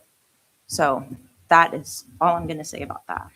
And I've heard you make that comment often, and I hope it's on the record that I have done nothing but encourage our district and encourage our community, and speak positively, I guess, into our district, which is important because people do want to live here. I work in an industry where I see people moving here on a weekly and daily basis. When I was out campaigning, I met a number of people that were very new to our community. So that's not true. And, maybe we're crossing different paths here and there, but it is important to recognize people are moving to Leavenworth County and our community, and they like it here. They want us to have good schools. And I went to school here. I graduated here. I've said that a number of times. And the people I graduated with, all different nationalities, socioeconomic backgrounds, and we strive to have a very good education. We challenged each other. And that's what I want to bring back to our district. You don't have to be a certain type of student to do well in our district. We have amazing teachers that push, they know how to teach, and they're excellent at their jobs. We made a decision in February, and I want us to stick to it. I don't want to keep making changes. And for people to say that we are not sticking behind our decision is untrue. And people to say that we did not make a hard decision, that's not true. We made a decision as a board to do it. Some voted for, some voted against. That's okay, but that was a decision that was made, and we agreed to table it until the fall. And I don't know how you're missing that. I know you were all there. You're not in some kind of haze that we're sitting here. I was here. Good. Thank you for saying that, because you act like you open them up again in the fall as we agreed. And pardon my tone, Ms. Overby. It's just, we had agreed to bring it up in the fall, and I think we should stick to that. Again, I went out. I took the whole day off work. I get paid hourly. I took a whole day off work to meet with people face to face and find out where they're coming from and let them know. And again, I am not for or against. I'm not, whatever the vote is. But for people to think it was already settled in February and we're bringing it back up now, and they're like, it was settled in February. And I'm like, absolutely not. It's coming up again. So it's not even given the chance for the public to understand it. And in some ways it does feel rushed. So why do we need to rush this decision when we've already agreed on record in February to open it up in the fall after we have data from the schools? Mr. Darling, what do you think? I think everybody's said something except you. So In February, the board did not exercise any profiles in courage. I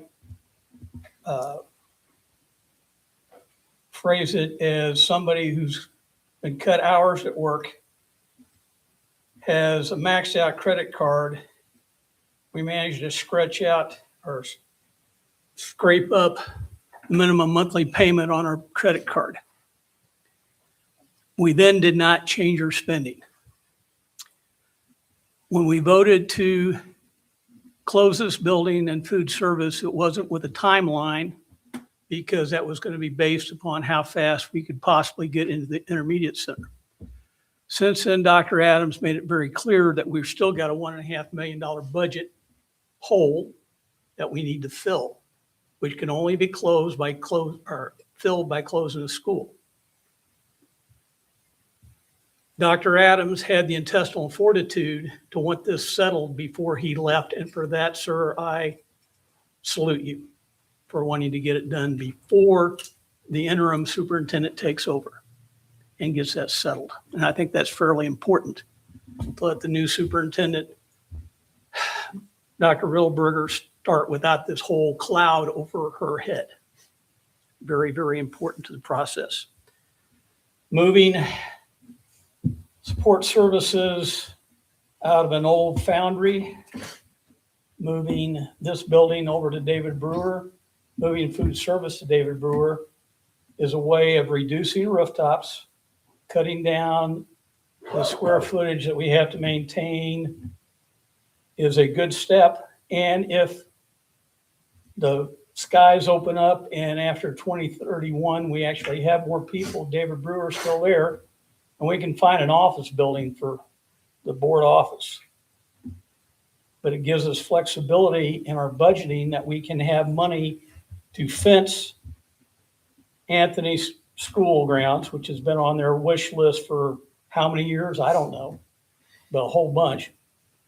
We have the money then to actually fund an alternative school, even if we start it small, which this district very much needs, as we looked at the behavior problems when the various schools reported to the board at a special study session. And the bus transportation is at least doing something to what is reported to us as being a major problem with absenteeism in this district. And that is, oh, mom didn't get out of bed, or dad didn't get out of bed, or whoever's responsible for getting them, alarm didn't go off, so I didn't get to go to school on time. They're absent, truant. So we need to do something, and kicking this can down the road till September just gives the staff, which we've reduced by 19% or so, less time, 6 less months to do the job it is to produce plans that are concrete, executable, and feasible for when we move out of David Brewer. We need to bite the bullet and get it done. Okay, And- math is not mathing. I'm looking at our vote, and I'm looking at the reduction decisions that were given to us in February where we voted. Decision 2, repurpose IC, moving 5th and 6th grade, saving $764,000 if that vote went through. Yep. The next decision was the hiring freeze and then moving this and nutrition. This didn't save a whole lot, but it saved some. 1.5 million is what is on this chart. So The that total. is, so you're already, we're saying 1.5 million still needed. You do this math here, you need $750,000. That's for the Closing- following year. Closing this, That's for the following. closing, I'll We take met it. we met the requirement for the For 26, 27 27. school year, not for the 27, 28. 28 school year. Closing this building has a minimal savings. 11,000, I think it was, or maybe I was food service. The 1.5 million that Mr. Darling is talking about is for the 27-28 school year that I would argue you need to start planning for today. Which right now we're in the black. We're above. We're not negative. We're not in the red. That is not accurate. No, we're balanced budget and The we're 27-28 school surplus. year, you are already in a deficit.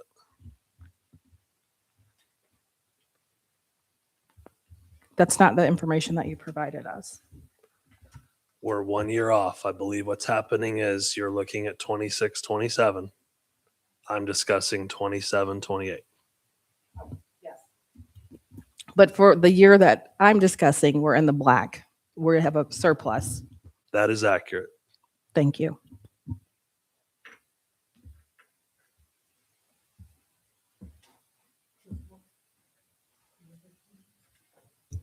Just making sure we hear from everybody. So February, while people may think we did have a decision, I think it was the lesser of the hard decisions to make because we completely bypassed the discussion of closing an elementary.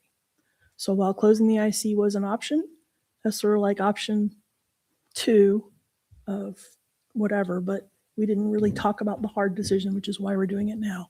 And as far as bringing it back for June, it's because several board members went and asked Dr. Adams to reconsider the whole decision process. The information has not changed, the timeline has, and waiting until October would not be helping anyone, to include our students and families. And I think the other thing to consider is that when we close a building, it is the building. It is not the students, it's not the teachers that go away, it's just the building. We have space, other buildings, but to be married to a building is a problem. Looking out for the students and our teachers, that is our priority. Thank you. And I guess my point is, why were we given 9, 10 options then if you really only wanted to close David Brewer? I'm not saying it was just only close David Brewer. I'm just saying that we left the hardest option, the one we should have been looking at with the biggest issues up front, and we bypassed it. I was asking Dr. Adams, thank you for your feedback. We presented to you all viable options that achieved the objective. We worked our way through the process, at which point then we presented you the options that achieved the objective at the time, which was 1.5 million, which included either a combination of options, which you ultimately chose, or options in singularity. Right, but We could have had just 2 schools presented, the 2 elementary schools, because I think that's what it came down to toward the end, but we had multiple options. So when people are saying we didn't make the tough decision, we had 9 options to pick from. And that's the one that we picked, was to close the IC. And we all agree, well, the majority agreed. So again, it's not that we're making tough decisions. We're not making them. We are. And again, there were 9 options that we were given to work with. If you didn't want us to have 9 options, they shouldn't have been presented.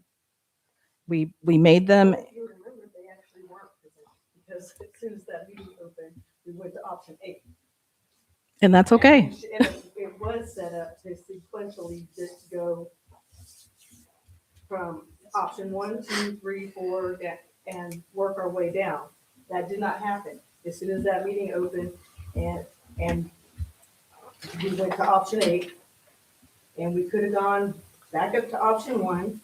I'll take some responsibility for that because I was not expecting it to go the way that it did. Our attorney did sit there and say at no point did that have to go in some kind of sequential order. It didn't have to, but I'm saying, you say that the options were presented, they actually weren't.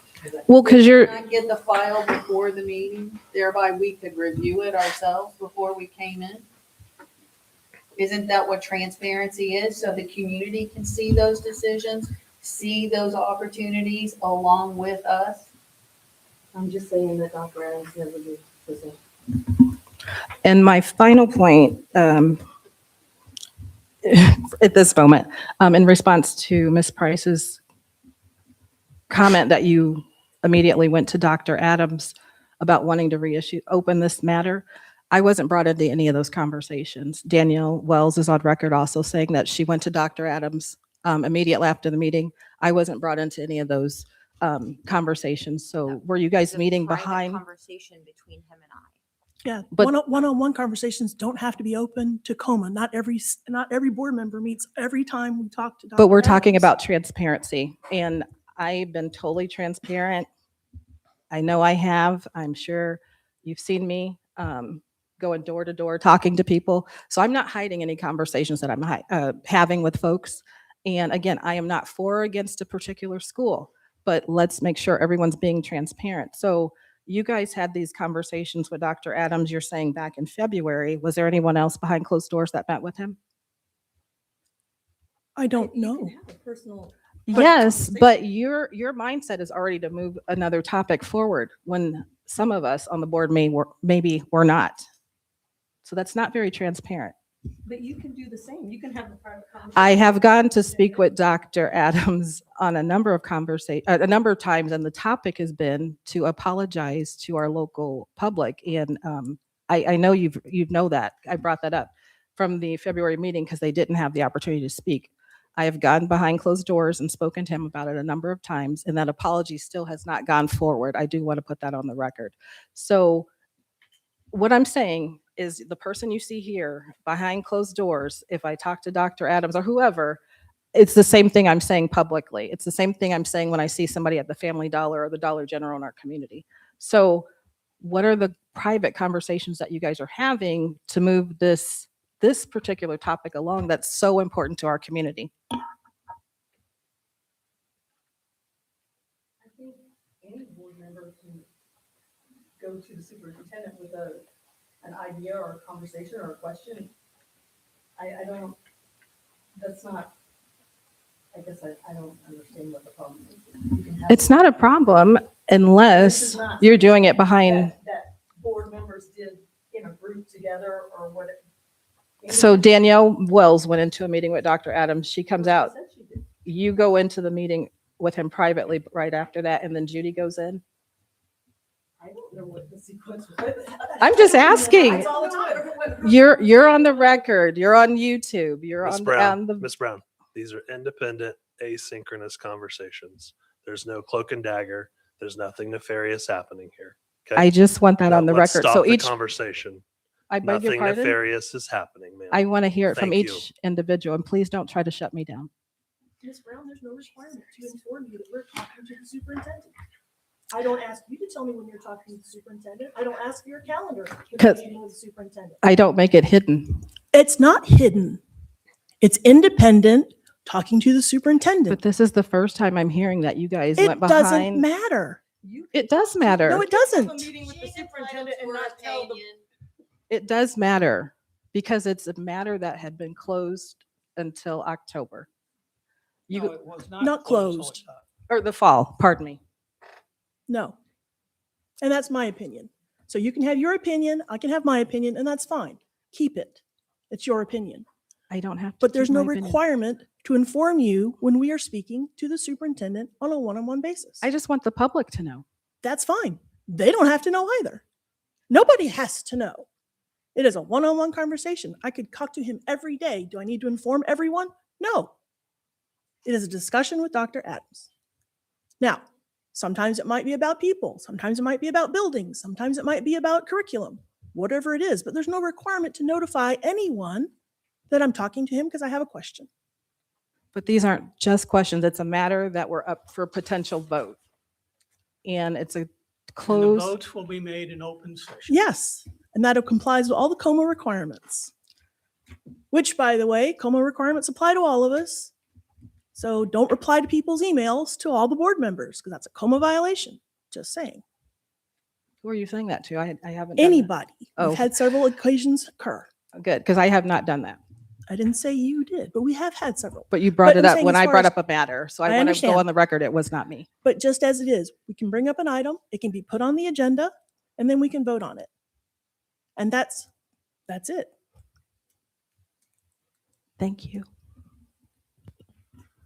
Okay, Mrs. Overby, to address a couple issues. First, we have pulled the phone call log to this office for Thursday, May 21st and Friday, May 22nd.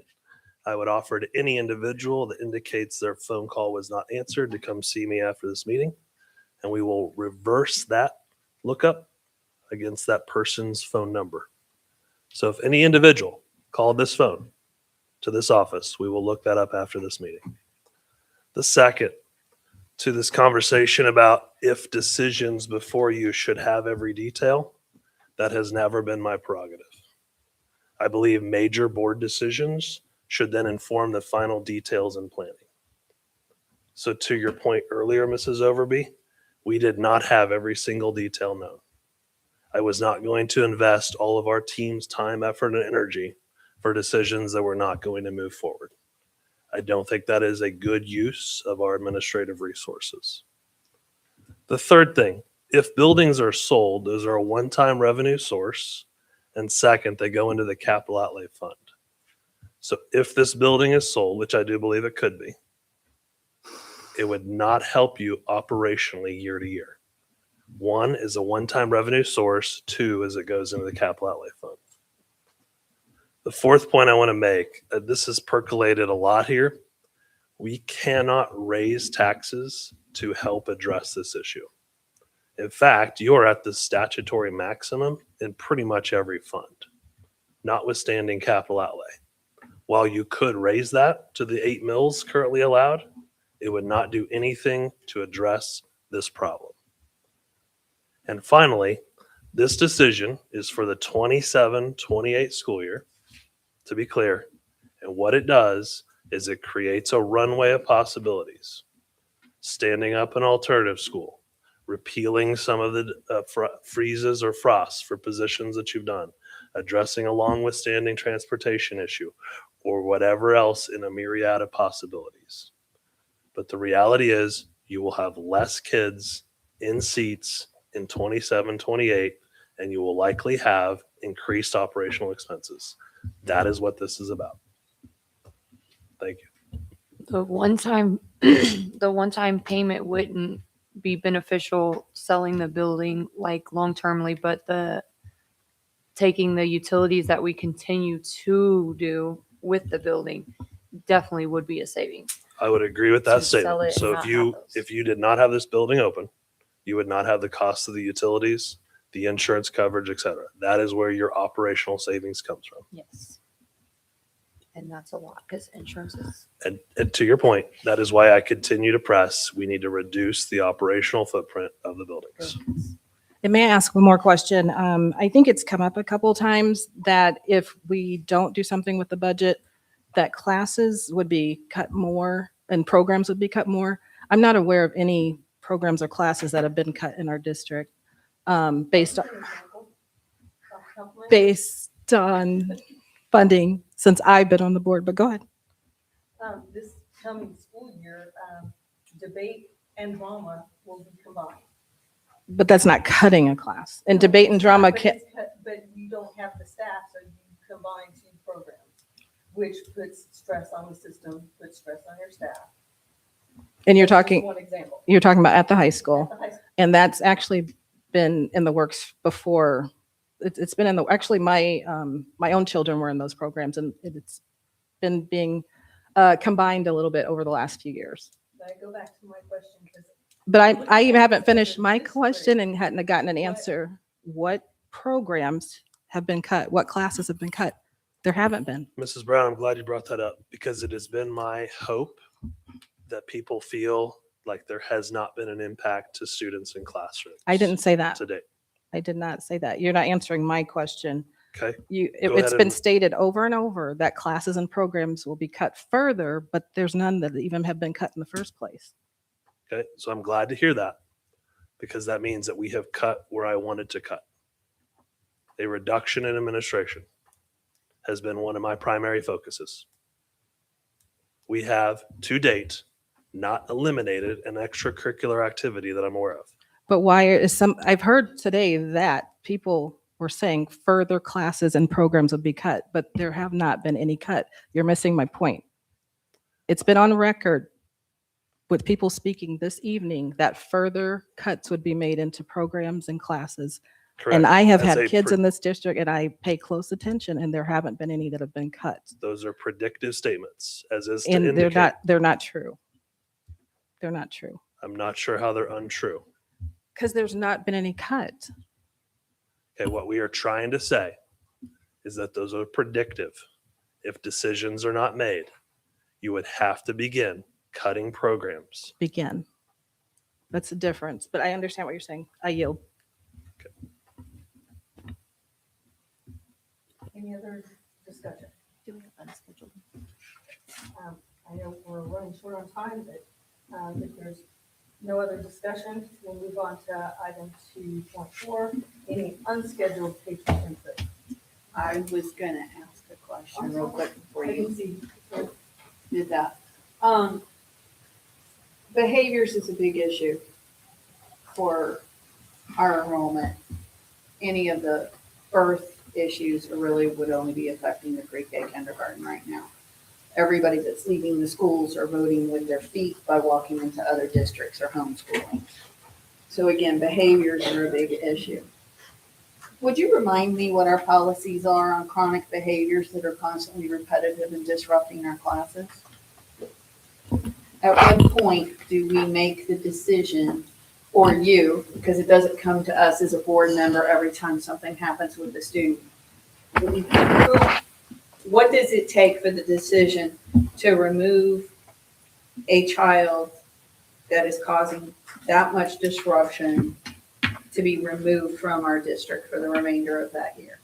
So we have a progressive discipline policy that typically begins with in-school suspension. Then we'll move along that continuum, sometimes to include multiple in-school suspensions, depending upon the severity, to out-of-school suspension, and then ultimately recommendation for long-term hearing and expulsion. Okay. At any point of you being here the last 3 years, have you felt like us as a board have tied your hands from removing a behavioral child? I have not felt that way, no. Okay, thank you. Any other questions? Okay, and we have 0 unscheduled patron input. So we will just move to the closing of the meeting. Sort of made our board comments, so we will go ahead and I'm done this meeting. Thank you for coming.